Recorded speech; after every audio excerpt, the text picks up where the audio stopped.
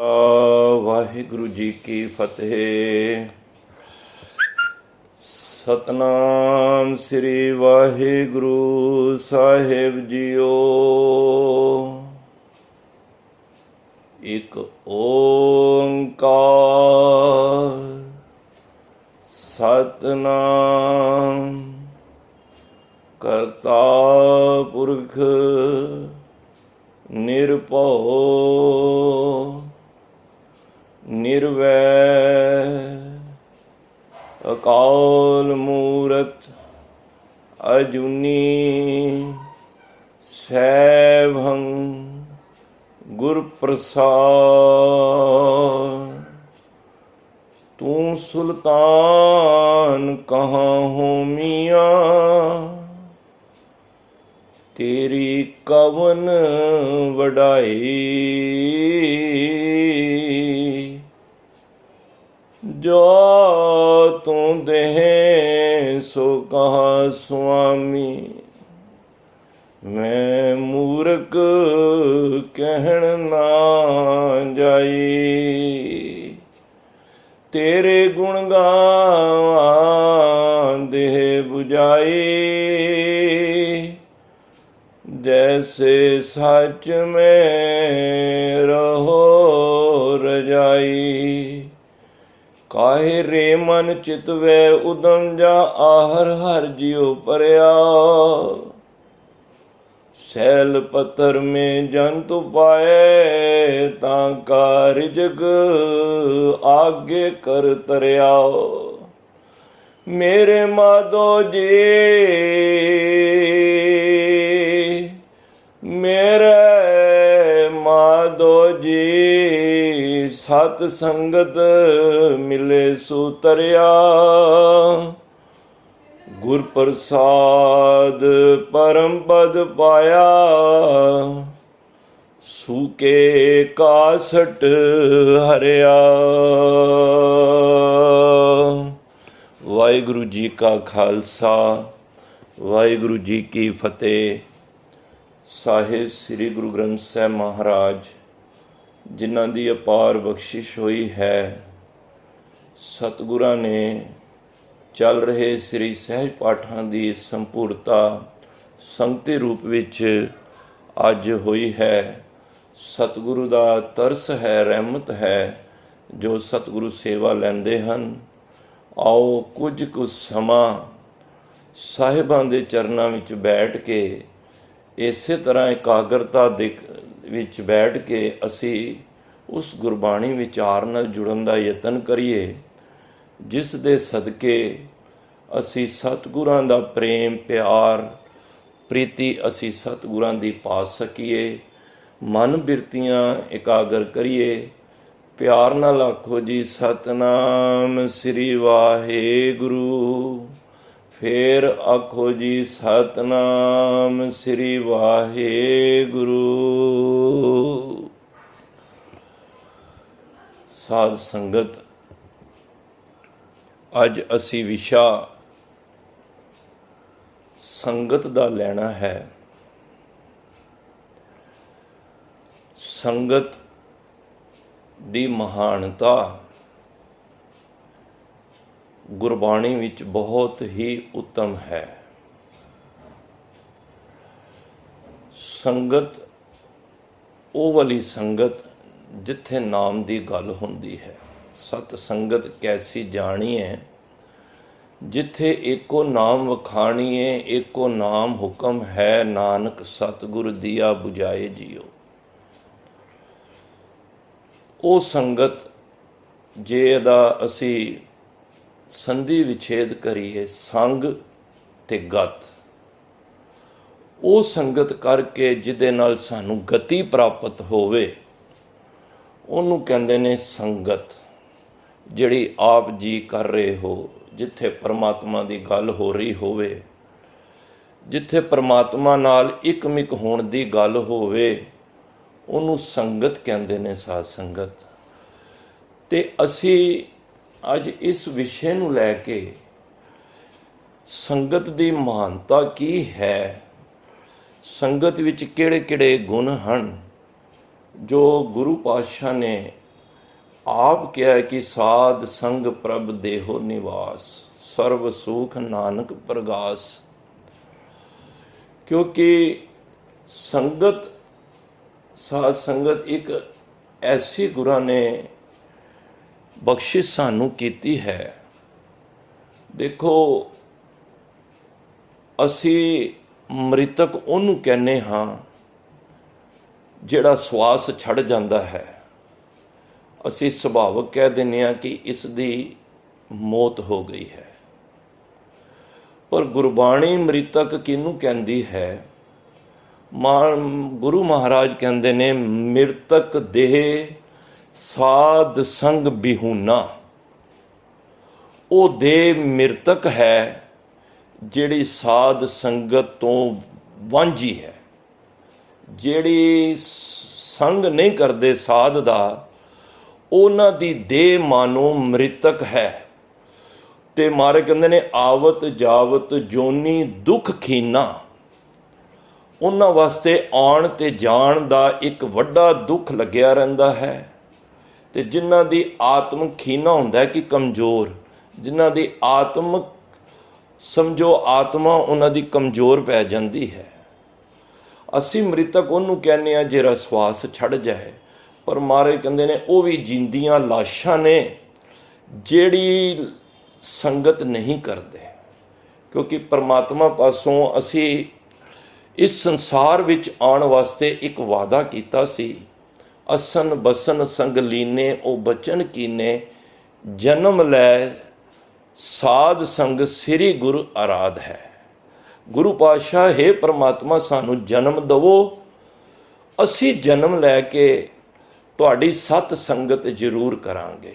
ਇਹ ਅਸੀਂ ਪਰਮਾਤਮਾ ਕੋਲੋਂ ਜੋ ਅਸੀਂ ਅਸਨ ਬਸਨ, ਆਪਣੇ ਵਸਤਰ, ਆਪਣੇ ਘਰ-ਬਾਰ, ਇਹ ਜੋ ਕੁਝ ਮੰਗਿਆ ਹੈ, ਪਰ ਉਹਦੇ ਪ੍ਰਤੀ ਸਾਨੂੰ ਇੱਕ ਵਾਅਦਾ ਕਰਕੇ ਆਏ ਹਾਂ ਕਿ ਅਸੀਂ ਭਾਈ ਸਤ ਸੰਗਤ ਜ਼ਰੂਰ ਕਰਾਂਗੇ। ਤੋ ਗੁਰਬਾਣੀ ਦੇ ਵਿੱਚ ਸਾਧ ਸੰਗਤ ਦੋ ਤਰ੍ਹਾਂ ਦੇ ਮਨੁੱਖਾਂ ਦੀ ਅਕਸਰ ਤੁਸੀਂ ਦਰਸ਼ਨ ਕਰੋਗੇ। ਗੁਰੂ ਸਾਹਿਬ ਨੇ ਬਾਣੀ ਵਿੱਚ ਦੱਸਿਆ ਹੈ, ਇੱਕ ਨੇ ਗੁਰਮੁਖ ਤੇ ਇੱਕ ਨੇ ਮਨਮੁਖ। ਇਹ ਦੋਨਾਂ ਦਾ ਜ਼ਿਕਰ ਬਹੁਤ ਜਗ੍ਹਾ ਤੇ ਗੁਰਬਾਣੀ ਨੇ ਸਾਨੂੰ ਦੱਸਿਆ ਹੈ। ਗੁਰਮੁਖ ਉਹ ਹੁੰਦਾ ਹੈ ਜਿਹਦਾ ਮੁਖ ਗੁਰੂ ਵੱਲ ਹੁੰਦਾ ਹੈ, ਜਿਹੜਾ ਗੱਲ ਗੁਰੂ ਨੂੰ ਮੁੱਖ ਰੱਖ ਕੇ ਕਰੇ ਕਿ ਮੇਰਾ ਗੁਰੂ ਇਸ ਗੱਲ ਤੋਂ ਨਾਰਾਜ਼ ਤੇ ਨਹੀਂ ਹੋਏਗਾ, ਤੇ ਜਿਹੜੀ ਗੱਲ ਗੁਰੂ ਆਸ਼ਰੇ ਅਨੁਸਾਰ ਕਹੇਗਾ, ਜੋ ਗੁਰ ਕਹੈ ਸੋਈ ਭਲ ਮਾਨੋ, ਹਰ ਹਰ ਕਥਾ ਨਿਰਾਲੀ, ਉਹਨੂੰ ਕਹਿੰਦੇ ਨੇ ਗੁਰਮੁਖ। ਤੇ ਜਿਹੜਾ ਮਨਮੁਖ ਹੁੰਦਾ ਹੈ ਉਹ ਆਪਣੇ ਮਨ ਨੂੰ ਮੁੱਖ ਰੱਖ ਕੇ, ਭਾਵ ਆਪਣੇ ਮਨ ਅਨੁਸਾਰ ਚੱਲਦਾ ਹੈ, ਤੇ ਮਹਾਰਾਜ ਕਹਿੰਦੇ ਨੇ ਉਹਨੂੰ ਮਨਮੁਖ ਕਹਿੰਦੇ ਨੇ, ਜਿਹੜਾ ਕਿ ਪਰਮਾਤਮਾ ਤੋਂ ਟੁੱਟਿਆ ਹੋਇਆ ਹੈ। ਗੁਰਬਾਣੀ 'ਚ ਤੁਸੀਂ ਅਕਸਰ ਪੜ੍ਹਦੇ ਹੋ, ਜਦੋਂ ਕਿਸੇ ਦੀ ਮੌਤ ਹੁੰਦੀ ਹੈ, ਆਮ ਤੌਰ 'ਤੇ ਭਾਈ ਸਾਹਿਬ ਕਹਿੰਦੇ ਨੇ, ਗੁਰਮੁਖ ਲਾ ਲੈ ਗਏ, ਮਨਮੁਖ ਚੱਲੈ ਮੂਲ ਗਵਾਏ ਜੀਓ। ਇਹ ਦੋਨਾਂ ਦਾ ਜ਼ਿਕਰ ਆ ਜਾਂਦਾ ਹੈ ਕਿ ਜਿਹੜੇ ਗੁਰੂ ਨੂੰ ਮੁੱਖ ਰੱਖ ਕੇ ਆਪਣੇ ਜੀਵਨ ਨੂੰ ਬਤੀਤ ਕਰਦੇ ਨੇ, ਸਪੈਂਡ ਕਰਦੇ ਨੇ, ਉਹ ਤੇ ਸੰਸਾਰ ਵਿੱਚੋਂ ਲਾ ਖੱਟ ਕੇ ਲੈ ਕੇ ਜਾਂਦੇ ਨੇ। ਮੇਰੇ ਵਰਗੇ ਜਿਹੜੇ ਆਪਣੇ ਮਨ ਨੂੰ, ਮਨ ਦਾ ਕਹਿਣਾ ਮੰਨ ਕੇ ਸੰਸਾਰ ਵਿੱਚ ਵਿਚਰਦੇ ਨੇ, ਮਹਾਰਾਜ ਕਹਿੰਦੇ ਨੇ ਮਨਮੁਖ ਉਹ ਮੂਲ ਗਵਾਏ ਜੀਓ।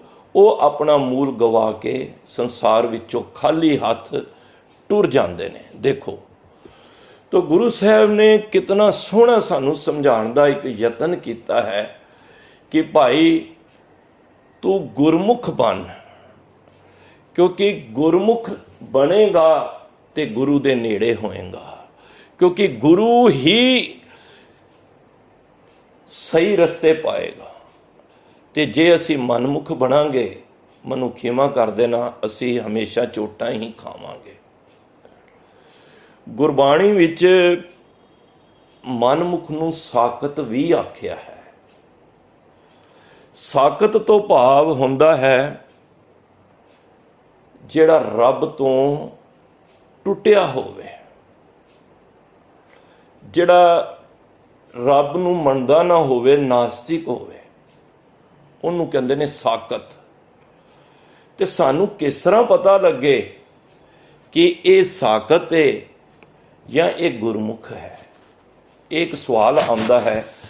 ਤੇ ਮਹਾਰਾਜ ਕਹਿੰਦੇ ਨੇ ਅਗਰ ਇਸ ਗੱਲ ਦਾ ਤੂੰ ਗੁਰਬਾਣੀ ਵਿੱਚੋਂ ਪੁੱਛੀਏ ਤੇ ਮਹਾਰਾਜ ਕਹਿੰਦੇ ਨੇ ਜੇ ਸਾਕਤ ਦੀ ਨਿਸ਼ਾਨੀ, ਸਾਕਤ ਕੀ ਐਸੀ ਹੈ ਰੀਤ, ਮਹਾਰਾਜ ਕਹਿੰਦੇ ਨੇ ਸਾਕਤ ਬੰਦੇ ਦੀ ਇੱਕ ਐਸੀ ਜੀਵਨ ਦੀ ਸ਼ੈਲੀ ਹੁੰਦੀ ਹੈ ਕਿ ਜੀ ਜੋ ਕੁਛ ਕਰੇ ਸਗਲ ਵਿਪਰੀਤ। ਉਹ ਜੋ ਕੁਛ ਵੀ ਕਰਦਾ ਹੈ ਨਾ, ਉਹ ਗੁਰੂ ਦੇ ਵਿਪਰੀਤ ਕਰਦਾ ਹੈ। ਜੋ ਗੁਰੂ ਚਾਹੁੰਦਾ ਹੈ ਉਹ ਨਹੀਂ ਕਰਦਾ, ਉਹ ਆਪਣੇ ਆਸ਼ਰੇ ਅਨੁਸਾਰ ਚੱਲਦਾ ਹੈ। ਜੋ ਉਹਦਾ ਮਨ ਵਿੱਚ ਆਉਂਦਾ ਹੈ ਉਹ ਉਸੇ ਗੱਲ ਨੂੰ ਬੋਲਦਾ ਹੈ, ਉਸੇ ਗੱਲ ਦੇ ਉੱਤੇ ਚੱਲਦਾ ਹੈ। ਤੋ ਮਹਾਰਾਜ ਕਹਿੰਦੇ ਨੇ ਸਾਕਤ ਜਿਹੜੇ ਪੁਰਸ਼ ਹੁੰਦੇ ਨੇ ਉਹਨਾਂ ਦਾ ਕਦੀ ਭੁੱਲ ਕੇ ਵੀ ਸਾਥ ਨਾ ਕਰੋ। ਕਬੀਰ ਸਾਕਤ ਸੰਗ ਨਾ ਕੀਜੀਏ। ਸਾਕਤ ਭਾਵ ਰੱਬ ਤੋਂ ਟੁੱਟਿਆ ਹੋਇਆ। ਕਬੀਰ ਸਾਕਤ ਸੰਗ ਨਾ ਕੀਜੀਏ, ਦੂਰਹਿ ਜਾਈਏ ਭਾਗ। ਕਿੱਥੇ ਟੁੱਟਿਆ ਮਨੁੱਖ, ਜਿਹੜਾ ਰੱਬ ਤੋਂ ਟੁੱਟਿਆ ਹੈ, ਕੋਸ਼ਿਸ਼ ਕਰੋ ਉਹਨੂੰ ਵੇਖ ਕੇ ਪਾਸੇ ਹੋ ਜਾਓ। ਭੱਜਣ ਦਾ ਭਾਵ ਕਿ ਕੰਨੀ ਕਤਰਾ ਜਾਓ, ਉਹਨੂੰ ਵੇਖਦਿਆਂ ਸਾਰ ਕੋਸ਼ਿਸ਼ ਕਰੋ ਉਹਦੇ ਨਾਲ ਬਹਿਣ ਉੱਠਣ ਨਾ ਰੱਖੋ। ਕਬੀਰ ਸਾਹਿਬ ਕੀ ਹੋਏਗਾ ਜੇ ਮੈਂ ਉਸ ਸਾਕਤ ਦਾ ਸੰਗ ਕਰਾਂਗਾ? ਕਿਉਂਕਿ ਸੰਗ ਹੈ ਨਾ ਜਿਹੜਾ, ਕਿਉਂ ਮਾਰੇ ਕਹਿੰਦੇ ਨੇ ਸੰਗ ਤਾਰੇ ਤੇ ਕੁਸੰਭ ਡੋਬੇ। ਸੰਗ ਜਿਹੜਾ ਹੁੰਦਾ ਹੈ ਉਹੀ ਸੰਗ, ਅਗਰ ਕਿਸੇ ਬੱਚੇ ਨੂੰ ਸੰਗ ਚੰਗਾ ਮਿਲ ਜਾਏ ਤੇ ਤਰ ਜਾਂਦਾ ਹੈ। ਉਹੀ ਬੱਚੇ ਦਾ ਸੰਗ ਮਾੜਾ ਹੋ ਜਾਏ ਉਹ ਡੁੱਬ ਵੀ ਜਾਂਦਾ ਹੈ। ਕਬੀਰ ਸਾਹਿਬ ਕਹਿੰਦੇ ਨੇ ਕਬੀਰ ਸਾਕਤ ਸੰਗ ਨਾ ਕੀਜੀਏ, ਦੂਰਹਿ ਜਾਈਏ ਭਾਗ। ਬਾਸਨ ਕਾਰੋ ਪਰਸੀਏ ਤੋ ਕਿਛ ਲਾਗੇ ਦਾਗ। ਬਾਸਨ ਕਾਰੋ ਪਰਸੀਏ, ਭਾਂਡਾ ਅੱਗ ਤੇ ਪਿਆ ਹੋਵੇ ਨਾ, ਪੁਰਾਤਨ ਸਮੇਂ 'ਚ ਲੱਕੜਾਂ ਬਾਲ ਕੇ ਤੇ ਭਾਂਡਾ ਉੱਤੇ ਆਪਣਾ ਚਾਹ ਪਾਣੀ ਦਾ ਜੋ ਵੀ ਲੰਗਰ ਬਣਾਉਣਾ, ਤੇ ਉਹ ਅਕਸਰ ਭਾਂਡਾ ਚਾਰੋਂ ਤਰਫ ਕਾਲਾ ਹੋ ਜਾਂਦਾ ਸੀ। ਜਿਹੜੇ ਲੋਹ ਤੇ ਬਣਾਉਂਦੇ ਨੇ ਜਾਂ ਘਰ ਕਈ ਪਹਿਲਾਂ ਪੁਰਾਤਨ ਸਮੇਂ ਦੀ ਗੱਲ ਹੈ।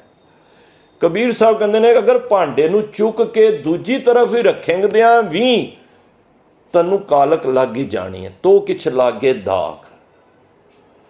ਮਤਲਬ ਕਿ ਸਾਕਤ ਦਾ ਸੰਗ ਕਰਨ ਨਾਲ ਭਾਵੇਂ ਤੂੰ ਕੁਛ ਵੀ ਨਾ ਕਰ, ਉਹਦੇ ਨਾਲ ਤੂੰ ਬਹਿਣੀ ਉੱਠਣੀ ਵੀ ਬਣਾ ਲਈ ਨਾ, ਤੇ ਤੈਨੂੰ ਉਹਦੇ ਅਵਗੁਣ ਦਾ ਜਿਹੜੀ ਕਾਲਕ ਹੈ ਨਾ ਉਹ ਤੈਨੂੰ ਵੀ ਲੱਗ ਜਾਏਗੀ। ਫਿਰ ਕਬੀਰ ਸਾਹਿਬ ਨੇ ਕਿ ਕਬੀਰ ਸੰਗਤ ਕਰੀਏ ਸਾਧ ਕੀ। ਹੁਣ ਅਗਲੇ ਸ਼ਲੋਕ ਵਿੱਚ ਕਹਿੰਦੇ ਨੇ ਕਬੀਰ ਸੰਗਤ ਕਰ ਕਿਹਦੀ? ਸਾਧ ਦੀ। ਕੀ ਹੋਏਗਾ? ਅੰਤ ਕਰੇ ਨਿਰਬਾਹ। ਸੰਗਤ ਜਦੋਂ ਸਾਧੂ ਦੀ ਕਰੀਦੀ ਹੈ ਨਾ, ਉਹ ਅੰਤ ਸਮੇਂ ਤੇਰੀ ਬਾਂਹ ਵੀ ਫੜੇਗਾ। ਉਹ ਤੇਰਾ ਪੂਰਾ ਤੈਨੂੰ ਉਸ ਪਰਮਾਤਮਾ ਤੱਕ ਲੈ ਕੇ ਜਾਏਗਾ। ਨਾਨਕ ਕਚੜਿਆਂ ਸਿਓ ਤੋੜ, ਢੂੰਡ ਸਜਣ ਸੰਤ ਪੱਕਿਆਂ। ਉਹ ਜਿਵੰਦੇ ਵਿਛੜੇ, ਉਹ ਮੋਇਆ ਨਾ ਜਾਈ ਛੋੜ। ਦੇਖੋ ਸੰਗ ਅਗਰ ਗੁਰੂ ਦੇ ਪਿਆਰਿਆਂ ਦਾ ਕਰਾਂਗੇ, ਮਹਾਰਾਜ ਕਹਿੰਦੇ ਕਚੜਿਆਂ ਸੋ ਤੋੜ। ਜਿਹੜੇ ਕੱਚੇ ਨੇ, ਜਿਹੜੇ ਰੱਬ ਤੇ ਆਸਥਾ ਨਹੀਂ ਰੱਖਦੇ, ਰੱਬ ਤੋਂ ਵਿਸ਼ਵਾਸ ਨਹੀਂ ਕਰਦੇ, ਕਚੜਿਆਂ ਸੋ ਤੋੜ, ਉਹਨੂੰ ਤੋੜ ਦੇ। ਢੂੰਡ ਸਜਣ ਸੰਤ ਪੱਕਿਆਂ। ਜਿਹੜਾ ਸਤ ਸੰਗੀ ਹੈ, ਨੇਮੀ ਹੈ, ਜਿਹਨੇ ਅੰਮ੍ਰਿਤ ਵੇਲਾ ਸੰਭਾਲਿਆ ਹੈ, ਉਹਨਾਂ ਨੂੰ ਢੋਲ, ਉਹਨਾਂ ਨੂੰ ਲੱਭ। ਉਹ ਜਿਵੰਦੇ ਵਿਛੜੇ।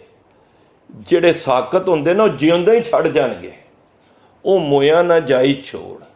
वो तेरा मर के भी साथ नहीं छड्डणगे। तां ही गुरु साहब ने कहा, जगत में झूठी देखी प्रीत, अपने ही सुख स्यों सब लागे, क्या दारा क्या मीत। संगत करिए साध की, अंत करे निर्वाहा, साकत संग ना कीजिए, जाते होए बिना। जे किथे गलती नाल भी तू साकत दा संग कर लिया, तेरा जीवन नाश हो जाएगा। तो कबीर साहब देखो कितनी अच्छी गल करते ने, कहते ने साकत बंदे दा भुल के भी तू साथ ना कब। कबीर साकत ऐसा है जैसे लसन की खान। लसन होंदा ना, थोम जिन्हों कि लसन, वो तुसी खा लो कदी, ते कोल बैठे बंदे नूं उहदी स्मैल आएगी, बदबू आएगी। कबीर साकत ऐसा है जैसी लसन की खान, कोठे बैठे खाइए, प्रगट होए निधान। जे कितने कोई छत ते बह के भी खा रहा है ना, उहदी बदबू सब तरफ आती है। इस करके संगत करो साध दी। देखो सानू किन्नी, मैं कहना अरदास गुरु साहब ने दिती है। तुसी अरदास के अखीर विच की कहंदे हो? यही अरदास करी दी है ना कि सही प्यारे मेल, जिन्ना मिलिया तेरा नाम चितावे। देखो जिन्हों वेख के परमात्मा का नाम चेते आ जाए, तेरा नाम चितावे, की होएगा? नानक नाम चढ़दी कला, तेरी चढ़दी कला होएगी, नाम की प्राप्ति होएगी।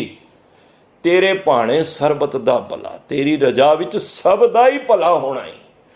तो कबीर साहब कहते ने, जिथे साकत तो बचना है, उत्थे संग भी साध दा करना है। देखो कई विचारां ऐसियां हुंदियां ने कि असी इग्नोर कर जाते हैं, क्योंकि जिस संगत विच तुसी बैठदे हो, उस संगत दे विच रब आप बैठदा है। विच संगत हार प्रभ वसै जियो। ज्यों ज्यों तुसी संगत करोगे, तुहाडे ओगना दी कंध आपे आप गिरदी जाएगी। जिन्हां दे हिरदे रूपी घर विच संगत नहीं होंदी, या घरां दे विच संगत नहीं होंदी, वो भी शरीर मृतक समान ने। भूत प्रेत जिहड़े असीं कहने ना कि भूत भी होंदे ने, प्रेत होंदे ने, यही भूत प्रेत ने। कई घरां दे अंदर शाम नूं इतने कलेश हो जाते ने, बच्चा छिड़ जाता है या आपसी कलेश, गाली गलोच होंदी है कई घरां दे विच। सारियां दे नहीं, गुरमुखां दे नहीं। कबीर जा कर साध ना सेवीए। जिस घर दे विच संगत नहीं होंदी, उस परमात्मा नूं नहीं जपदे, ते घर जे घर साध ना सेवी, हर की सेवा ना है। जिथे घर विच हरि दे सेवा नहीं होंदी, सत संगत नहीं होंदी, कबीर साहब कहंदे ने, ते घर मरहट सारखे। वो घर नहीं, मसान ने। मसान समझने आ, वो समझो कि शमशान घाट है। भूत वसे तिन माहे, उन्हां दे घरां दे विच रहण वाले जीव जीव नहीं ने, भूत ने। क्योंकि जिस घर दे विच वाहिगुरू दा नाम नहीं है, वो बंदे नहीं रह रहे, वो भूत रह रहे हैं। तो कबीर साहब कहंदे ने, तुसी संगत नित करया करो।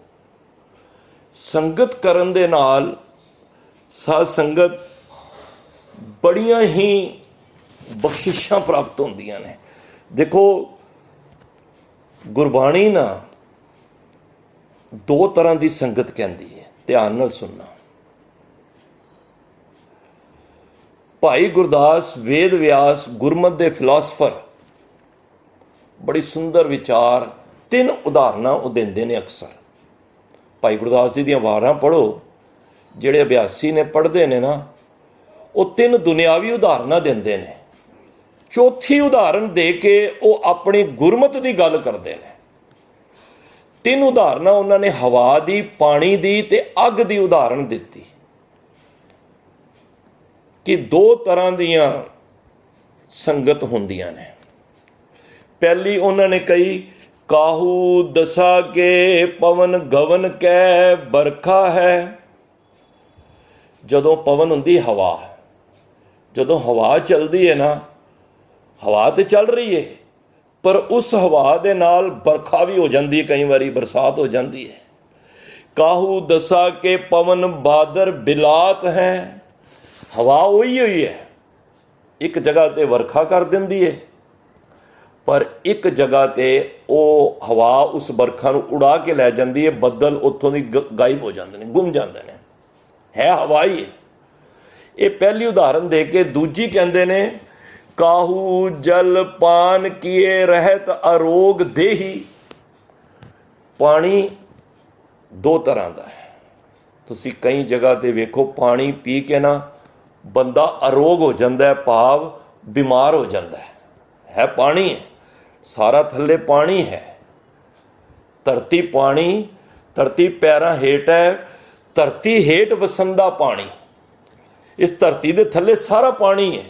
ਔਰ ਕਮਾਲ ਦੀ ਗੱਲ ਹੈ, ਕਈ ਜਗ੍ਹਾ ਤੇ ਪਾਣੀ ਕੋੜਾ ਤੇ ਸਰੀਰ ਨੂੰ ਖਰਾਬ ਕਰਨ ਵਾਲਾ ਹੁੰਦਾ ਹੈ, ਕਈ ਜਗ੍ਹਾ ਦਾ ਪਾਣੀ ਇਤਨਾ ਮਿੱਠਾ ਹੁੰਦਾ ਹੈ, ਆਮ ਤੌਰ ਤੇ ਅਸੀਂ ਕਹਿ ਵੀ ਦਿੰਦੇ ਹਾਂ ਕਿ ਇਹ ਪਾਣੀ ਨਹੀਂ ਹੈ, ਇਹ ਤੇ ਦੁੱਧ ਦਾ ਕੰਮ ਕਰ ਰਿਹਾ ਹੈ। ਤੋ ਗੁਰੂ ਭਾਈ ਗੁਰਦਾਸ ਜੀ ਕਹਿੰਦੇ ਨੇ, ਕਾਹੂ ਜਲ ਪਾਨ ਕੀਏ ਰਹਿਤ ਰੋਗੀ ਅਰੋਗ ਦੇਹੀ। ਕਾਹੂ ਜਲ ਪਾਨ ਵਿਆਪੇ ਬ੍ਰਿਥਾ ਬਿਲਾਤ ਹੈ। ਕਈ ਜਗ੍ਹਾ ਦਾ ਪਾਣੀ ਅਰੋਗ ਕਰ ਦਿੰਦਾ ਹੈ ਤੇ ਕਈ ਜਗ੍ਹਾ ਦਾ ਪਾਣੀ ਰੋਗੀ ਬਣਾ ਦਿੰਦਾ ਹੈ। ਕਈ ਹਿੰਦੁਸਤਾਨ ਵਿੱਚ ਵੀ ਐਸੀਆਂ ਜਗ੍ਹਾ ਨੇ ਜਿੱਥੇ ਦਾ ਪਾਣੀ ਪੀਣ ਨਾਲ ਬੰਦੇ ਦੀ ਸਰੀਰਕ ਤੌਰ 'ਤੇ ਬਿਮਾਰ ਹੋ ਜਾਂਦਾ ਹੈ। ਇਹ ਦੋ ਤਰ੍ਹਾਂ ਦਾ ਪਾਣੀ ਹੈ, ਪਾਣੀ ਹੈ। ਦੇਖੋ ਹੁਣ ਤੀਜੀ ਉਦਾਹਰਨ ਦਿੰਦੇ ਨੇ, ਕਾਹੂ ਗ੍ਰਹਿ ਕੀ ਅਗਨ ਪਾਕ ਸਾਕ ਸਿੱਧ ਕਰੇ। ਅੱਗ, ਅੱਗ ਦੇ ਵੀ ਦੋ ਲੱਛਣ ਨੇ।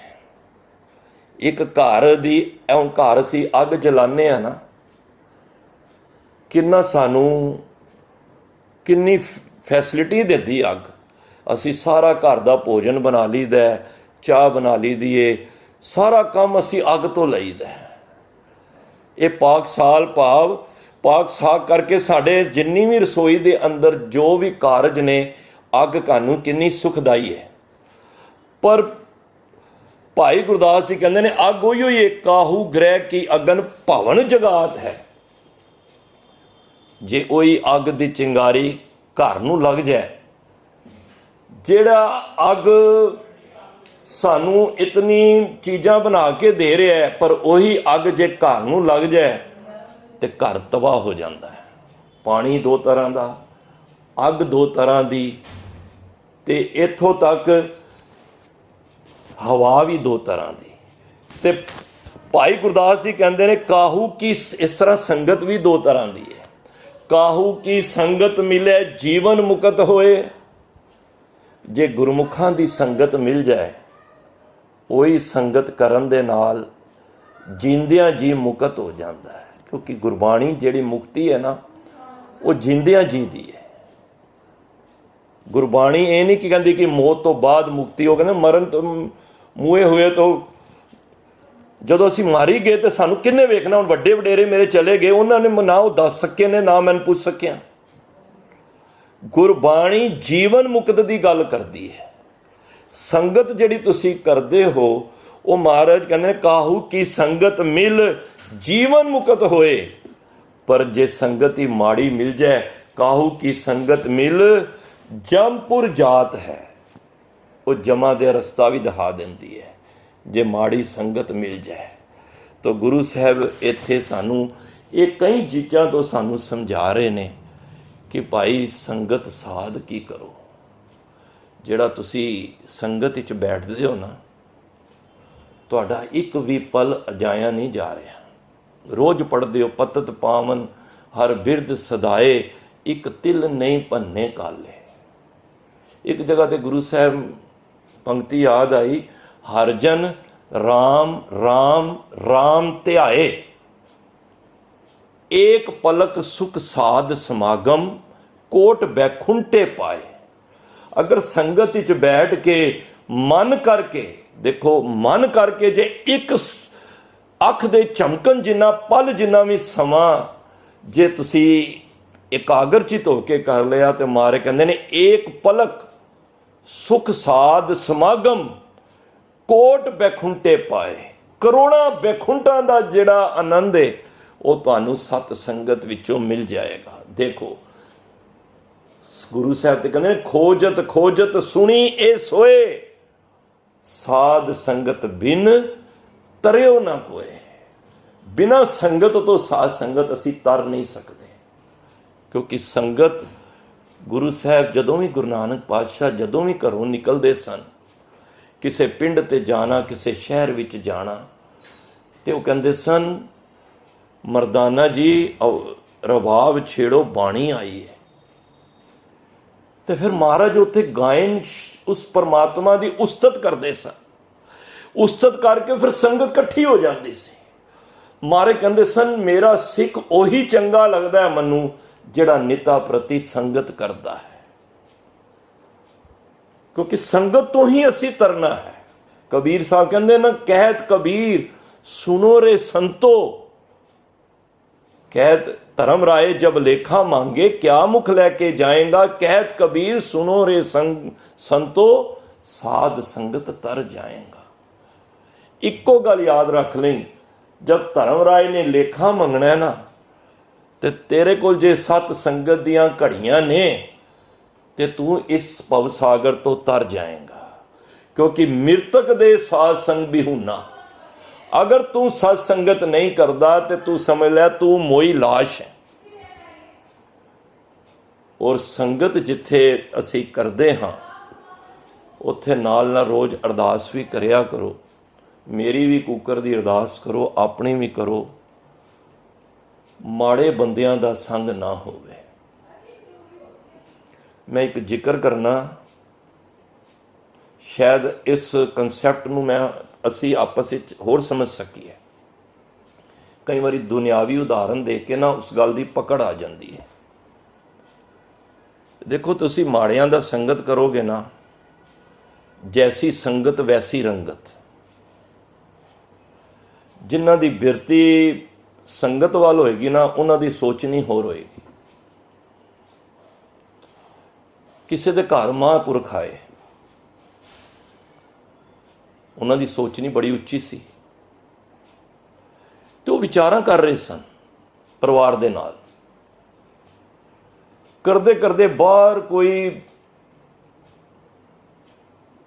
रेड़ी ते संतरे वेच रहा सी। हुण बिरती देखो, तो उन्हें कहा संतरे ले लो, संतरे ले लो। कहंदे ने बंदे, परिवार नूं बड़ा गुस्सा चढ़ रहा सी कि महापुरख वचन कर रहे हैं, ये विच अपनी गल करी जा रहा उच्ची उच्ची। वो उठ के जान लगे तो उन्होंने मना करन लगे, भाई इत्थे ना बोल, आवाज़ आ रही है, इत्थे विचारां हो रही ने। महापुरखा ने हाथ फड़ लिया, ध्यान देना, महापुरखा ने हाथ फड़ लिया। कह लगे कित्थे जा रहे हो? कहने वो आवाज़ आ रही है, सानू डिस्टर्ब कर रही है। कहने नहीं, किहड़ी आवाज़ आ रही है? कहने संतरे ले लो। हुण देखो साडी सोच होएगी, साडा दिमाग चलेगा वाकई वो संतरे की गल कर रहे, पर उन्हां दी बिरती परमात्मा वाल सी। उन्होंने पता कि क्या कहते, ध्यान ना सुनो की कह रहे हैं। वो कह रहे संग तरे, संग करोगे तर जाओगे। देखो ये अपनी बिरती है।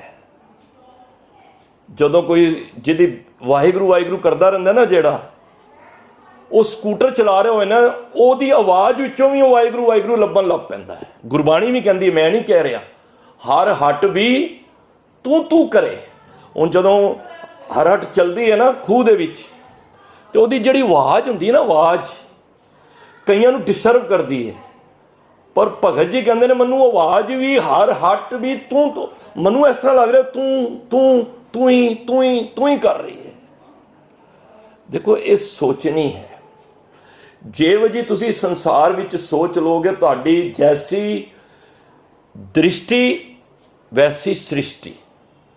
जे वजह मैं चश्मा पा लांगा वो वजह मैनू सृष्टि नज़र आएगी। जदों संगत तो बंदा टुटदा है ना, ਉਹਦੇ ਵਿੱਚ ਔਗਣ ਆਣੇ ਸ਼ੁਰੂ ਹੋ ਜਾਂਦੇ ਨੇ।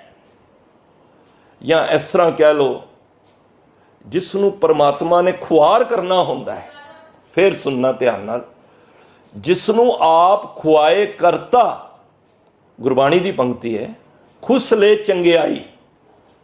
ਜਿਸ ਨੂੰ ਪਰਮਾਤਮਾ ਨੇ ਖੁਆਰ ਕਰਨਾ ਹੁੰਦਾ ਨਾ, ਹਰ ਬਿਸਰਤ ਸਦਾ ਖੁਆਰੀ ਤਾਂ ਕੋ ਧੋਖਾ ਕਾਂ ਵਿਆਪੇ ਜਾ ਕੋ ਓੜ ਤੋਹਾਰੀ।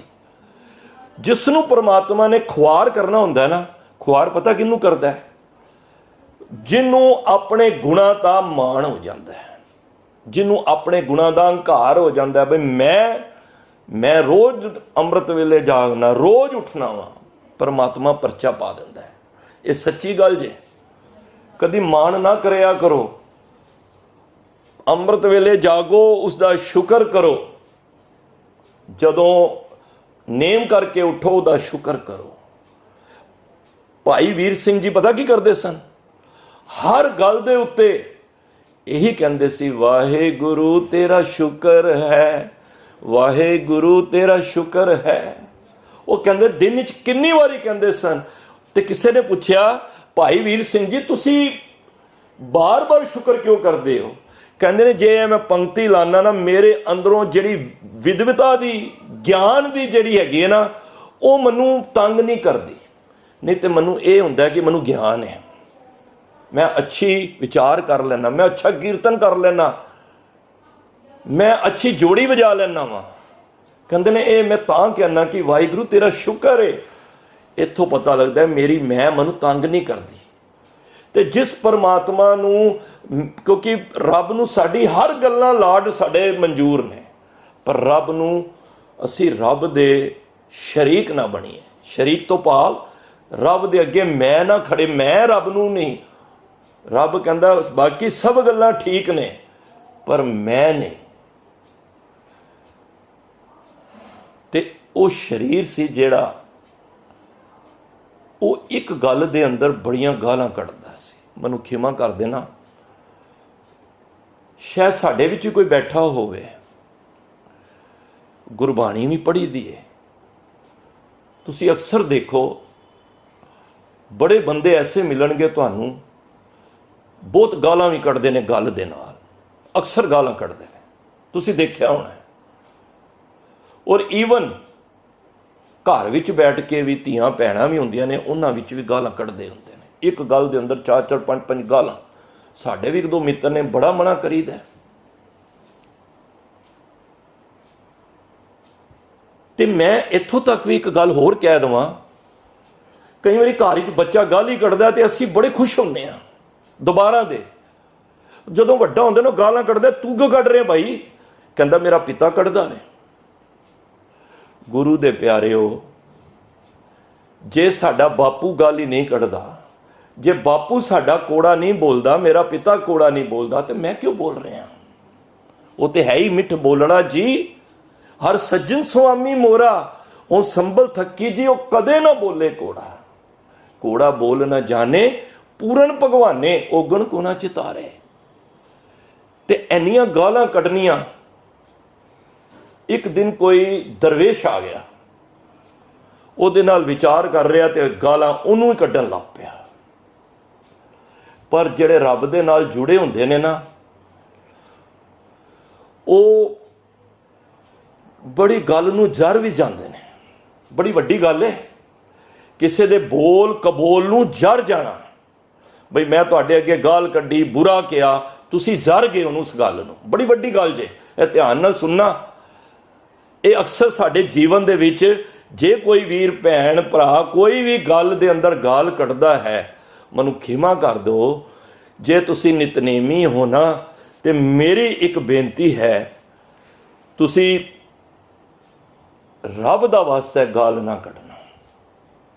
ਉਸਨੇ ਦਰਵੇਸ਼ ਨੂੰ ਗਾਲ ਕੱਢ ਦਿੱਤੀ ਤੇ ਦਰਵੇਸ਼ ਨੇ ਫਿਰ ਕਿਹਾ, ਠੀਕ ਹੈ ਤੂੰ ਗਾਲ ਕੱਢੀ ਏ, ਅਸੀਂ ਵੀ ਰੱਬ ਨੂੰ ਕਹਿ ਦੇਵਾਂਗੇ। ਉਹ ਕਹਿ ਕੇ ਚਲਾ ਗਿਆ।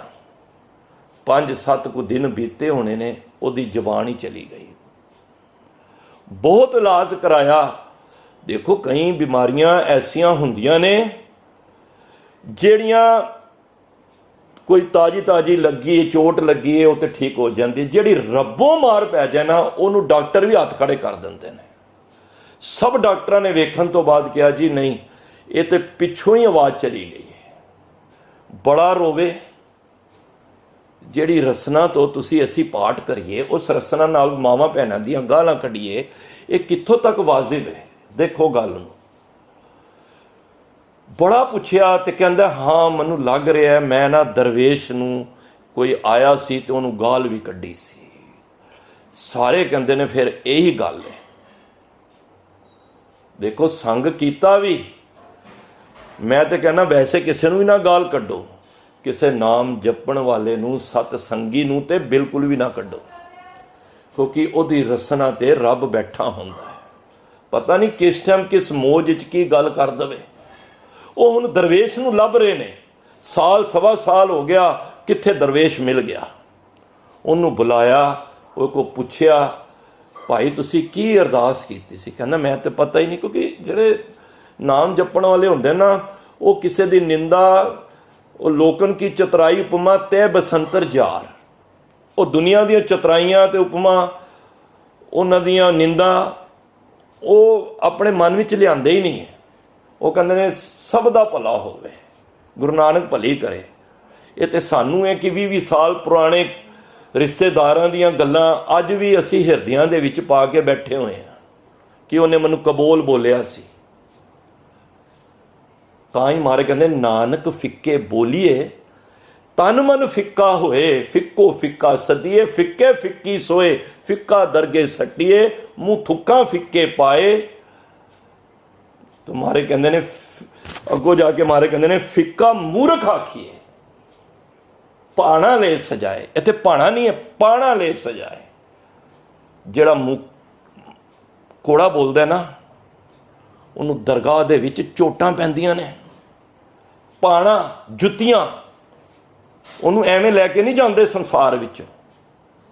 जो जमाए केस गए पटके ता दिन किछ ना बसाएगा।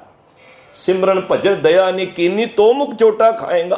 कबीर साहब धर्मराय जब लेखा मांगे क्या मुख लेके जाएगा?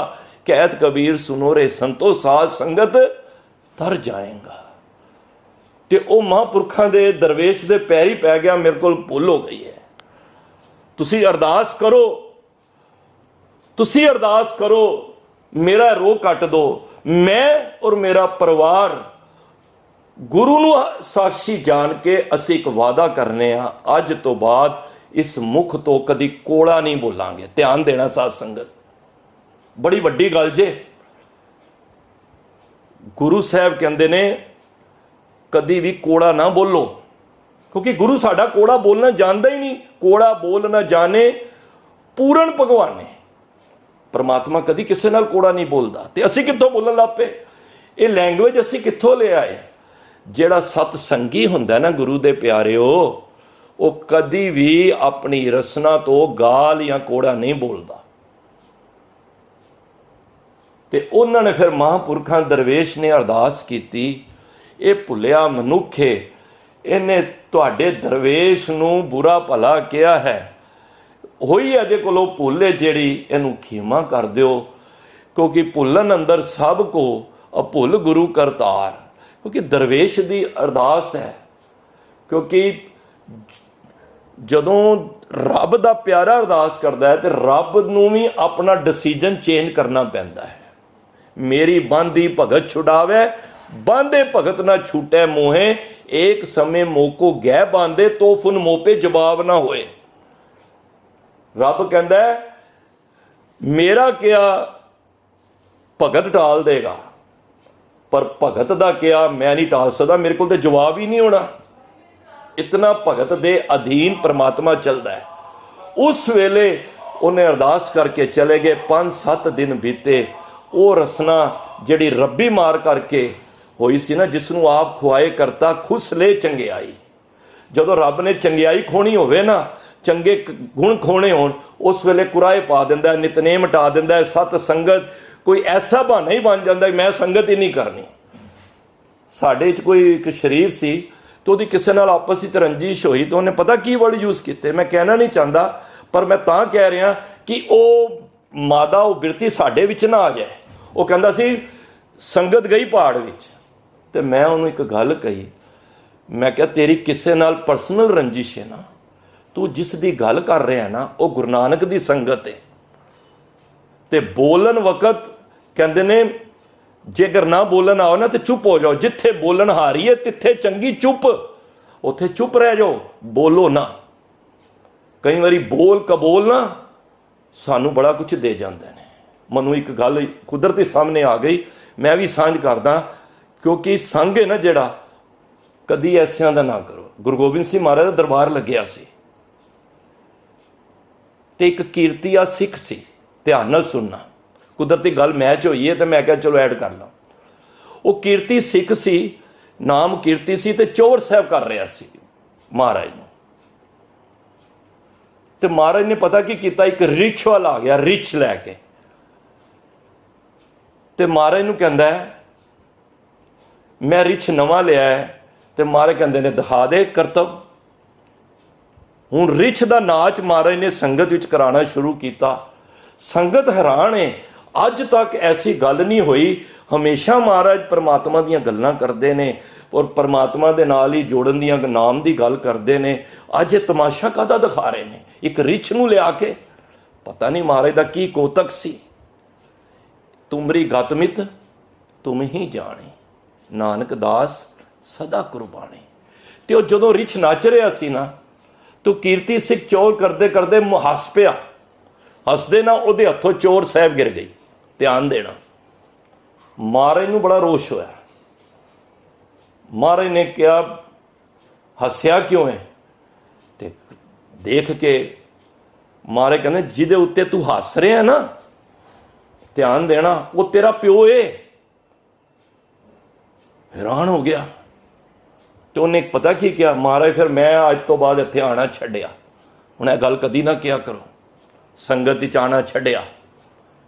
ਸਾਡਾ ਸੰਗਤ ਦਾ ਕੁਝ ਜਾਣਾ ਨਹੀਂ ਤੇ ਮਾਫ ਕਰਨਾ, ਸਾਡਾ ਕੁਝ ਰਹਿਣਾ ਨਹੀਂ। ਮੈਨੂੰ ਖਿਮਾ ਕਰ ਦੇਣਾ, ਬੋਲ ਕੋੜੇ ਨੇ। ਗੁਰੂ ਨਾਨਕ ਨੇ ਸੰਗਤ ਨੂੰ ਬੜੀ ਮਾਨਤਾ ਦਿੱਤੀ ਹੈ। ਸੰਗਤ ਇੱਕ ਰੱਬ ਦਾ ਰੂਪ ਹੈ।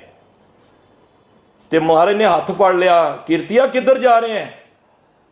ਕਹਿੰਦਾ ਮਹਾਰਾਜ ਮੇਰਾ ਪਿਓ ਸਾਰੀ ਉਮਰ ਤੁਹਾਡੇ ਇੱਥੇ ਲਾਂਗਰੀ ਦੀ ਸੇਵਾ ਕੀਤੀ ਹੈ ਤੇ ਅੱਜ ਉਹ ਰਿਛ ਬਣਿਆ ਪਿਆ। ਮਹਾਰਾਜ ਕਹਿੰਦੇ ਸੁਣ ਲੈ ਫਿਰ ਗੱਲ ਬੈਠ ਕੇ।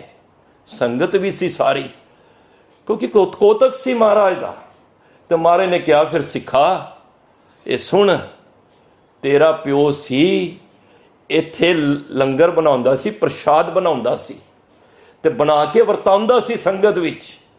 ਇੱਕ ਦਿਨ ਪ੍ਰਸ਼ਾਦ ਵਰਤਾ ਰਿਹਾ ਸੀ ਤੇ ਵਰਤਾਂਦੇ ਵਰਤਾਂਦੇ ਸਾਡਾ ਪਿਆਰਾ ਸਿੱਖ ਭਾਈ ਧੰਨਾ ਜੀ ਪ੍ਰਸ਼ਾਦ ਲੈਣ ਵਾਸਤੇ ਆਏ, ਕਿਉਂਕਿ ਉਹ ਬਾਹਰ ਸੇਵਾ ਕਰ ਰਹੇ ਸਨ। ਉਹਨਾਂ ਨੇ ਕਿਹਾ ਚਲੋ ਜਲਦੀ ਵਿੱਚ ਆ ਤੇ ਮੈਂ ਵੀ ਪ੍ਰਸ਼ਾਦ ਲੈ ਲਵਾਂ। ਤੇ ਜਦ ਪ੍ਰਸ਼ਾਦ ਲੈਣ ਵਾਸਤੇ ਉਹ ਅੱਗੇ ਆਇਆ, ਉਹਨੇ ਕਿਹਾ ਪਹਿਲਾਂ ਮੈਨੂੰ ਦੇ ਦਿਓ, ਮੈਂ ਕੰਮ ਕਰਨਾ, ਸੇਵਾ ਕਰਨੀ ਹੈ ਬਾਹਰ। ਤੇਰੇ ਪਿਓ ਨੇ ਕਿਹਾ ਸੀ ਕੀ ਰਿਛ ਵਾਂਗ ਅੱਗੇ ਟੱਪੀ ਜਾਣਾ ਪਿਆ, ਬਹਿ ਕੇ ਲੈ ਆਰਾਮ ਨਾਲ। ਕੜਵਾ ਬੋਲਿਆ ਨਾ, ਇਸ ਕਰਕੇ ਅਸੀਂ ਕਹਿੰਦਾ ਕਿ ਮਿੱਠਾ ਬੋਲੋ। ਤੇ ਉਸ ਫਿਰ ਭਾਈ ਧੰਨੇ ਦੀ ਰਸਨਾ ਤੇ ਰੱਬ ਸੀ ਤੇ ਉਹਨੇ ਸੁਭਾਵਕ ਹੀ ਕਹਿਤਾ ਮੈਂ ਤੇ ਰਿਛ ਨਹੀਂ, ਰਿਛ ਹੋਏਗਾ ਤੂੰ, ਮੈਂ ਤੇ ਗੁਰੂ ਦਾ ਸਿੱਖ ਹਾਂ। ਤੇ ਗੁਰੂ ਦਾ ਫਿਰ ਸਿੱਖ ਨੇ ਇਹ ਗੱਲ ਕਹੀ ਤੇ ਉਹ ਸਮਾਂ ਪਾ ਕੇ ਇਹਨੂੰ ਤੇਰੇ ਪਿਓ ਨੂੰ ਇਹ ਜੂਨ ਮਿਲੀ ਹੈ। ਤਾਂ ਸਾਧ ਸੰਗਤ ਸੰਗਤ ਵਿੱਚ ਆ ਕੇ ਮੈਂ ਕਹਿੰਦਾ ਕਿਸੇ ਨੂੰ ਵੀ ਮਾੜਾ ਨਾ ਬੋਲੋ। ਪਤਾ ਨਹੀਂ ਕਿਹਦੀ ਰਸਨਾ ਤੇ ਰੱਬ ਹੈ, ਉਹ ਬੋਲ ਦਵੇ ਤੇ ਬੜੀ ਵੱਡੀ ਗੱਲ ਹੈ। ਫਿਰ ਮਹਾਰਾਜ ਨੇ ਪਤਾ ਕੀ ਕੀਤਾ, ਕਿਉਂਕਿ ਮਹਾਰਾਜ ਬਖਸ਼ੰਦ ਪਿਤਾ ਹਨ, ਉਹ ਸਾਡੇ ਔਗਣਾਂ ਨੂੰ ਮਾਫ ਵੀ ਕਰ ਦਿੰਦੇ ਨੇ। ਉਸ ਵੇਲੇ ਮਹਾਰਾਜ ਨੇ ਮਾਇਆ ਦੇ ਕੇ ਤੇ ਉਸ ਰਿਛ ਵਾਲੇ ਕੋ ਰਿਛ ਖਰੀਦ ਲਿਆ। ਦੀਵਾਨ ਲਗਾਇਆ ਮਹਾਰਾਜ ਨੇ। ਦੀਵਾਨ ਤੋਂ ਬਾਅਦ ਅਰਦਾਸ ਹੋਈ, ਦੇਗ ਬਣੀ। ਦੇਗ ਵਰਤਾਨ ਵਕਤ ਜਦ ਸਾਰੀ ਦੇਗ ਵਰਤਾਈ ਗਈ, ਉਹੀਓ ਦੇਗ ਉਸ ਰਿਛ ਨੂੰ ਵਰਤਾਈ ਦਿੱਤੀ, ਖਵਾਇਆ, ਤੇ ਉਹ ਰਿਛ ਨੇ ਸਵਾਸ ਛੱਡੇ ਤੇ ਮਹਾਰਾਜ ਨੇ ਉਹਨੂੰ ਮੁਕਤੀ ਦਿੱਤੀ। ਤੋ ਬੋਲਣ ਵਕਤ ਸਾਧ ਸੰਗਤ ਧਿਆਨ ਰੱਖਿਆ ਕਰੋ ਕਿ ਪਤਾ ਨਹੀਂ ਕਿਹੜਾ ਬੋਲ ਅਸੀਂ ਕਿਸ ਟਾਈਮ ਮਾੜਾ ਬੋਲ ਜਾਈਏ, ਜਿਸ ਬੋਲ ਦੇ ਨਾਲ ਪਰਮਾਤਮਾ ਦੀ ਅਸੀਂ ਨਾਰਾਜ਼ਗੀ ਲੈ ਲਈਏ। ਤੋ ਗੁਰੂ ਸਾਹਿਬ ਕਹਿੰਦੇ ਨੇ ਸੰਗਤ ਜਿਹੜੀ ਕਰਨੀ ਹੈ ਉਹ ਸਾਧ ਦੀ ਕਰੋ। ਸੰਗਤ ਕਰੀਏ ਸਾਧ ਕੀ, ਅੰਤ ਕਰੇ ਨਿਰਵਾਹ। ਸਾਕਤ ਸੰਗ ਨਾ ਕੀਜੀਏ ਜਾਤੇ ਹੋਏ ਬਿਨਾ। ਅਗਰ ਕਿੱਥੇ ਗਲਤੀ ਨਾਲ ਵੀ ਤੂੰ ਸਾਕਤ ਦੀ ਸੰਗਤ ਕਰ ਲਈ ਨਾ ਤੇ ਤੂੰ ਨਾਸ਼ ਹੋਣਾ ਹੈ। ਮੈਂ ਤੇ ਅਕਸਰ ਬੇਨਤੀ ਕਰਨਾ, ਅਸੀਂ ਜ਼ੀਰੋ ਹਾਂ, ਮੰਨ ਲਓ, ਮੰਨਣਾ ਨਹੀਂ, ਅਸੀਂ ਹੈ ਹੀ ਜ਼ੀਰੋ ਹਾਂ। ਜਿਸ ਦਿਨ ਮੈਂ ਕਹਾਂ ਇਹ ਪਹਾੜਾ ਪੜ੍ਹ ਕੇ ਅਸੀਂ ਸੰਗਤ ਵਿੱਚ ਜਾਵਾਂਗੇ, ਗੁਰਦੁਆਰੇ ਜਾਵਾਂਗੇ ਨਾ, ਸਾਨੂੰ ਭਾਗ ਲੱਗਣਗੇ। ਜਿਸ ਦਿਨ ਮੈਂ ਆਪਣੇ ਉਹਦੇ ਨੂੰ, ਆਪਣੀ ਮਾਇਆ ਦੀ ਹੇਠ ਨੂੰ ਲੈ ਕੇ ਸੰਗਤ ਵਿੱਚ ਆਵਾਂਗਾ ਕਿ ਮੈਂ ਉੱਤਮ ਹਾਂ, ਮੈਂ ਉਹਦੇ ਦੁਆਲਾ ਵਾਂ, ਮੈਂ ਬਹੁਤ ਪੜ੍ਹਿਆ ਲਿਖਿਆ ਵਾਂ, ਉਸ ਦਿਨ ਭਾਂਡਾ ਖਾਲੀ ਹੋਏਗਾ। ਜ਼ੀਰੋ ਦਾ ਮੈਂ ਕਿਉਂ ਕਿਹਾ ਵੇ, ਸਿਫਰ ਕਿਉਂ ਕਿਹਾ? ਕਿਉਂਕਿ ਜ਼ੀਰੋ ਦਾ ਕੋਈ ਮੁੱਲ ਨਹੀਂ ਹੈ, ਕੋਈ ਵੈਲਿਊ ਨਹੀਂ ਹੈ। ਮੈਂ ਤਾਂ ਕਹਿ ਰਿਹਾ, ਜਦੋਂ ਜੋੜੇ ਉਤਾਰੋ ਨਾ, ਆਪਣੇ ਉਹਦੇ, ਆਪਣੀਆਂ ਵੱਡਾਪਨ, ਆਪਣੀਆਂ ਚਲਾਕੀਆਂ, ਆਪਣੀਆਂ ਸਿਆਣਪਾਂ ਸਭ ਜੋੜੇ ਦੇ ਨਾਲ ਲਾ ਦਿਆ ਕਰੋ। ਭਾਂਡਾ ਖਾਲੀ ਹੋਏਗਾ ਨਾ, ਉਸ ਭਾਂਡੇ ਵਿੱਚ ਹੀ ਕੁਝ ਪਵੇਗਾ। ਜੇ ਭਾਂਡਾ ਪਹਿਲਾਂ ਹੀ ਭਰ ਕੇ ਗੁਰੂ ਦੇ ਅੱਗੇ ਲੈ ਕੇ ਰੱਖਾਂਗੇ, ਉਸ ਭਾਂਡੇ ਵਿੱਚ ਕੀ ਪਏਗਾ? ਜ਼ੀਰੋ ਦਾ ਮਤਲਬ ਇਹ ਵੇ, ਅਸੀਂ ਸੰਗਤ ਵਿੱਚ ਆਏ, ਸੰਗਤ ਨੂੰ ਇੱਕ ਨੰਬਰ ਜਾਣੋ, ਕਿਉਂਕਿ ਗੁਰੂ ਸਾਹਿਬ ਨੇ ਸੰਗਤ ਨੂੰ ਬੜੀ ਮਾਨਤਾ ਦਿੱਤੀ। ਸਾਧ ਕੇ ਸੰਗ ਕਲੂਖਤ ਹਾਰੇ। ਸਾਧ ਸੰਗਤ ਵਿੱਚ ਆਉਂਦਿਆਂ ਕਈ ਤਰ੍ਹਾਂ ਦੇ ਪਾਪ ਮਿਟ ਜਾਂਦੇ ਨੇ। ਕੋਟ ਪਰਾਧ ਮਿਟੇ ਹਰ ਸੇਵਾ। ਕਰੋੜਾਂ ਪਾਪ ਤੇਰੇ ਸੰਗਤ ਵਿੱਚ ਆ ਕੇ ਇੱਕ ਛਿਨ ਚ ਮਿਟ ਜਾਣੇ ਨੇ, ਜੇ ਤੂੰ ਇੱਕ ਦੇ ਨਾਲ ਇੱਕ ਕੀ ਹੈ ਸੰਗਤ। ਅਸੀਂ ਕੀ ਹਾਂ? ਜ਼ੀਰੋ। ਜ਼ੀਰੋ ਦੀ ਕੋਈ ਮੁੱਲ ਨਹੀਂ, ਵੈਲਿਊ ਨਹੀਂ ਹੈ। ਪਰ ਉਹ ਜਦੋਂ ਇੱਕ ਦੇ ਪਿੱਛੇ ਲੱਗ ਜਾਏਗਾ, ਉਹੀ ਜ਼ੀਰੋ 10 ਬਣ ਜਾਏਗੀ, ਉਹੀ ਜ਼ੀਰੋ 100 ਹੋ ਜਾਏਗੀ, ਉਹੀ ਜ਼ੀਰੋ 1000 ਹੋ ਜਾਏਗੀ, ਉਹੀ 10,000 ਹੋ ਜਾਏਗੀ, ਲੱਖ 10 ਅੱਗੋਂ ਫਿਰ ਅਸੰਖ ਹੋ ਜਾਏਗੀ। ਜਿਸ ਦਾ ਮੁੱਲ ਸੰਸਾਰ ਦੇ ਵਿੱਚ ਨਹੀਂ ਸੀ, ਉਹ ਅਮੁੱਲ ਹੋ ਜਾਂਦਾ ਹੈ, ਕਿਉਂਕਿ ਉਹ ਸੰਗਤ ਦੇ ਪਿੱਛੇ ਲੱਗ ਜਾਂਦਾ ਹੈ। ਤੇ ਜੇ ਅਸੀਂ ਆ ਕੇ ਕਹੀਏ ਕਿ ਮੇਰੇ ਅਕੋਰਡਿੰਗ ਸੰਗਤ ਚੱਲੇ, ਇਹ ਗੁਰੂ ਨਾਨਕ ਦੀ ਸੰਗਤ ਹੈ, ਤੇਰੇ ਅਕੋਰਡਿੰਗ ਨਹੀਂ, ਤੂੰ ਸੰਗਤ ਦੇ ਅਕੋਰਡਿੰਗ ਚੱਲਣਾ ਹੈ। ਕੋਈ ਵੀ ਮੁਖੀ ਹੈ, ਕੋਈ ਵੀ ਅਗਰ ਕਿਸੇ ਤਰ੍ਹਾਂ ਦਾ ਡਿਸੀਜਨ ਲੈਂਦਾ, ਤੈਨੂੰ ਮੰਨਣਾ ਪਵੇਗਾ। ਤਾਂ ਸੰਗਤ ਵਿੱਚ ਆ ਕੇ ਅਸੀਂ ਇਸ ਤਰ੍ਹਾਂ ਮਾਨੋ ਅਸੀਂ ਗੁਰੂ ਦੀ ਗੋਦ ਵਿੱਚ ਬੈਠੇ ਹਾਂ, ਕਿਉਂਕਿ ਜਿਹੜਾ ਬੱਚਾ ਗੁਰੂ ਦੀ ਗੋਦ ਵਿੱਚ ਬੈਠਦਾ ਹੈ ਔਰ ਆਪਣੇ ਆਪ ਨੂੰ ਜ਼ੀਰੋ ਸਮਝ ਕੇ ਆ ਰਿਹਾ ਹੈ, ਹੋਏ ਨਿਮਾਣੀ ਢਹਿ ਪਵਾਂ। ਨਿਮਾਣਾ ਬਣ ਕੇ ਮੈਂ ਕੁਛ ਵੀ ਨਹੀਂ ਹਾਂ। ਸਾਧ ਸੰਗਤ ਇਸ ਤਰ੍ਹਾਂ ਕਰਕੇ ਆਈਏ, ਮੈਂ ਨਾ ਹੀ ਕਿਛ ਹੋ ਨਾ ਹੀ ਕਿਛ ਆਏ ਨਾ ਮੋਰਾ।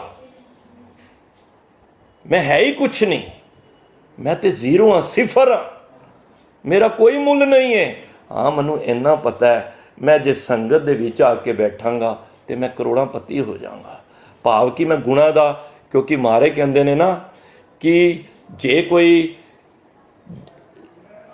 ਰਾਮ ਨਾਮ ਜੋ ਕਰੇ ਵਿਚਾਰ, ਸੇ ਧਨਵੰਤ ਗਣੀ ਸੰਸਾਰ। ਉਹਨੂੰ ਨਹੀਂ ਕਿਹਾ ਜਿਹਦੇ ਕੋਲ ਮਾਇਆ ਜ਼ਿਆਦਾ ਹੈ। ਮਾਇਆ ਵਾਲੇ ਨੂੰ ਤੂੰ ਇੱਥੋਂ ਤੱਕ ਕਹਿੰਦਾ ਮਾਇਆ ਕਾਰਨ ਧਾਵੇ ਹੀ। ਹੁਣੇ ਪੜਿਆ ਨਾ ਕੀ ਕਿਹਾ ਵੇ ਮਹਾਰਾਜ ਨੇ, ਮੂਰਖ ਲੋਕ ਜਾਣ।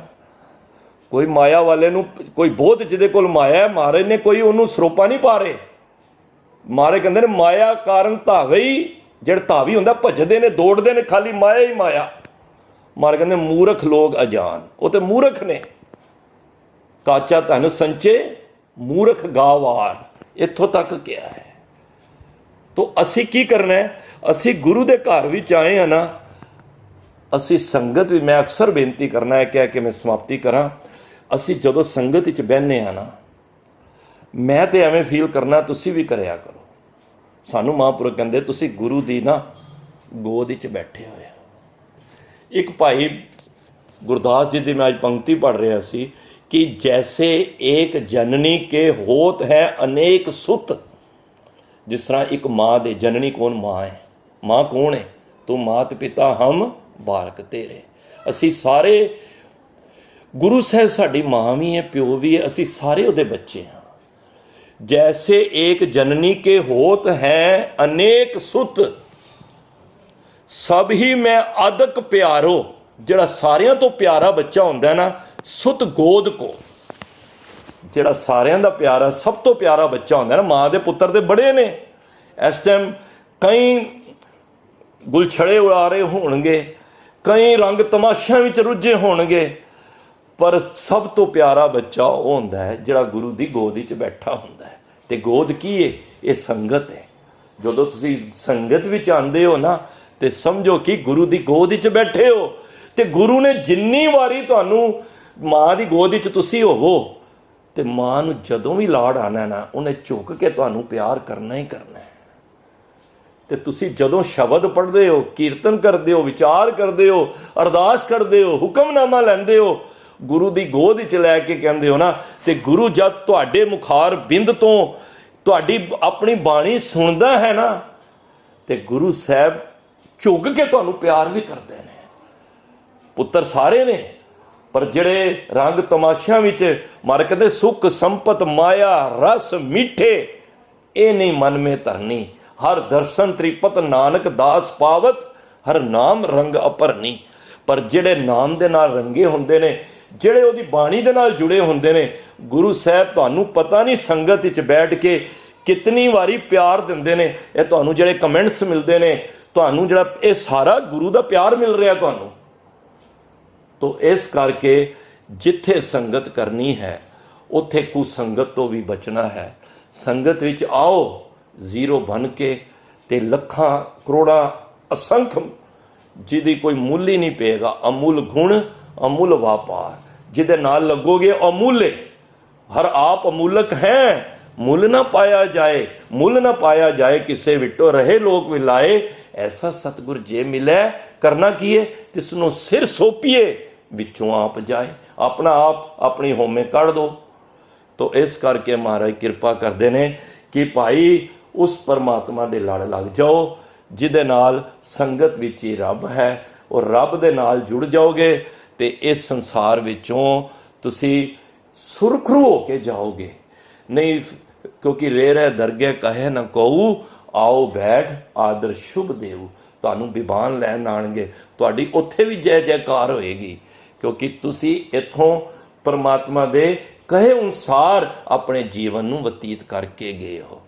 ਤੋ ਜਿੱਥੇ ਮਾੜਿਆਂ ਦਾ ਸੰਗ ਨਹੀਂ ਕਰਨਾ, ਉੱਥੇ ਸੰਗਤ ਨੂੰ ਮਾਨਤਾ ਦੇ ਕੇ, ਸੰਗਤ ਨੂੰ ਗੁਰੂ ਜਾਣ ਕੇ, ਸੰਗਤ ਨੂੰ ਰੱਬ ਜਾਣ ਕੇ ਨਿਤਾ ਪ੍ਰਤੀ ਜ਼ਰੂਰ ਸੰਗਤ ਕਰਿਆ ਕਰੋ। ਭਾਵੇਂ ਕੋਈ ਵੀ ਵਰਲਡ ਦੇ ਕਿਸੇ ਕੋਨੇ ਵਿੱਚ ਬੈਠਾ ਹੈ, ਤੁਸੀਂ ਜ਼ਰੂਰ ਸੰਗਤ ਕਰੋ। ਸੰਗਤ ਦੇ ਨਾਲ ਗੁਰੂ ਦਾ ਪਿਆਰ, ਗੁਰੂ ਦਾ ਥਾਪੜਾ ਤੁਹਾਨੂੰ ਸਦਾ ਮਿਲਦਾ ਰਹੇਗਾ। ਮੈਂ ਸਮਝਣਾ ਭੁੱਲਾਂ ਬੜੀਆਂ ਹੋਈਆਂ ਨੇ, ਪਰ ਇਹ ਮੇਰੀ ਤੁੱਛ ਬੁੱਧੀ ਨਾਲ ਹੋਈਆਂ ਨੇ। ਜੇ ਕੋਈ ਬਚਨ ਚੰਗਾ ਨਿਕਲਿਆ ਹੋਵੇ, ਉਹ ਆਪ ਨੋਟ ਕਰਕੇ, ਕਿਉਂਕਿ ਮੈਂ ਅਕਸਰ ਦੇਖਣਾ, ਕਈ ਵਾਰੀ ਅਸੀਂ ਦੀਵਾਨਾਂ ਵਿੱਚ ਹਾਜ਼ਰੀ ਭਰੀ ਦੀ ਹੈ ਨਾ, ਕਈ ਵੀਰ ਭੈਣ ਨਾ, ਜ਼ਿਆਦਾਤਰ ਬੀਬੀਆਂ ਡੈਰੀ ਲੈ ਕੇ ਬੈਠ ਜਾਂਦੀਆਂ ਨੇ। ਸਾਨੂੰ ਵੀ ਨਹੀਂ ਪਤਾ ਹੁੰਦਾ ਕਿਹੜਾ ਬਚਨ ਕਿਹਾ, ਪਰ ਉਹ ਮੈਂ ਬੜੇ ਧਿਆਨ ਨਾਲ ਦੇਖਣਾ ਬੀਬੀਆਂ ਵੱਲ, ਉਹ ਨਾ ਬਚਨ ਨੋਟ ਕਰ ਰਹੇ ਹੁੰਦੇ ਨੇ ਗੁਰੂ ਦੇ, ਤੇ ਬੜੀ ਖੁਸ਼ੀ ਹੁੰਦੀ ਹੈ। ਉਹ ਕਹਿੰਦੇ ਵੀਰ ਜੀ ਇੱਥੋਂ ਕਹਿ ਕੇ ਅਸੀਂ ਵੀ ਨਿਕਲ ਜਾਂਦੇ ਹਾਂ ਤੇ ਸਾਨੂੰ ਬਚਨ ਯਾਦ ਨਹੀਂ ਰਹਿੰਦਾ, ਪਰ ਜਦੋਂ ਅਸੀਂ ਕਦੀ ਡੈਰੀ ਦੇਖਦੇ ਹਾਂ ਤਾਂ ਬੜਾ ਮਨ ਨੂੰ ਅੱਛਾ ਹੁੰਦਾ, ਉਹਨੂੰ ਫਿਰ ਇੰਪਲੀਮੈਂਟ ਕਰੀਏ। ਸੋ ਇਤਨੀ ਸੇਵਾ ਪ੍ਰਵਾਨ ਕਰਨੀ, ਬੇਅੰਤ ਭੁੱਲਾਂ ਗਲਤੀਆਂ ਦੀ ਮਾफ़ੀ। ਸਾਰੇ ਮਾਈ ਭਾਈ ਆਪ ਅਸੀਸ